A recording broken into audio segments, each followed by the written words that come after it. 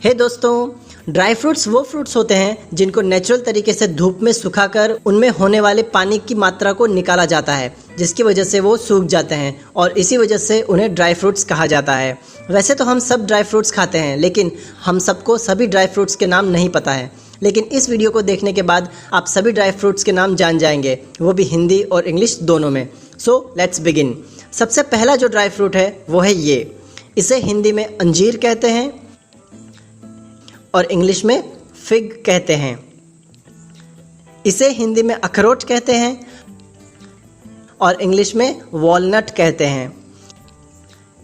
इसे हिंदी में क्रैनबेरी कहते हैं और इंग्लिश में भी क्रैनबेरी ही कहते हैं। इसे हिंदी में खजूर कहते हैं और इंग्लिश में डेट कहते हैं। इसे हिंदी में पिस्ता कहते हैं और इंग्लिश में पिस्ताचियो कहते हैं। इसे हिंदी में बादाम कहते हैं और इंग्लिश में आलमंड कहते हैं। इसे हिंदी में काजू कहते हैं और इंग्लिश में कैशू नट कहते हैं। इसे हिंदी में किशमिश कहते हैं और इंग्लिश में राइसिन्स या करंट कहते हैं। इसे हिंदी में खुबानी कहते हैं और इंग्लिश में एप्रिकॉट कहते हैं। इसे हिंदी में केसर कहते हैं और इंग्लिश में सैफरन कहते हैं। इसे हिंदी में सुपारी कहते हैं और इंग्लिश में बीटल नट कहते हैं। इसे हिंदी में मूंगफली कहते हैं और इंग्लिश में पीनट या ग्राउंडनट कहते हैं। इसे हिंदी में छुहारे कहते हैं और इंग्लिश में ड्राइड डेट्स कहते हैं।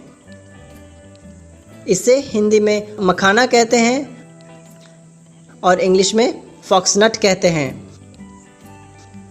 इसे हिंदी में शाहबलूत कहते हैं और इंग्लिश में चेस्टनट कहते हैं। इसे हिंदी में चिलगोज़ा कहते हैं और इंग्लिश में पाइन नट कहते हैं। इसे हिंदी में खसखस कहते हैं और इंग्लिश में पॉपी सीड्स कहते हैं। इसे हिंदी में तिल कहते हैं और इंग्लिश में सीसम सीड्स कहते हैं। वीडियो थोड़ा भी पसंद आया है तो लाइक ज़रूर करें और वीडियो को शेयर करें अपने दोस्तों के साथ, जिससे कि उन्हें भी ड्राई फ्रूट्स के नाम हिंदी और इंग्लिश में पता चल सके।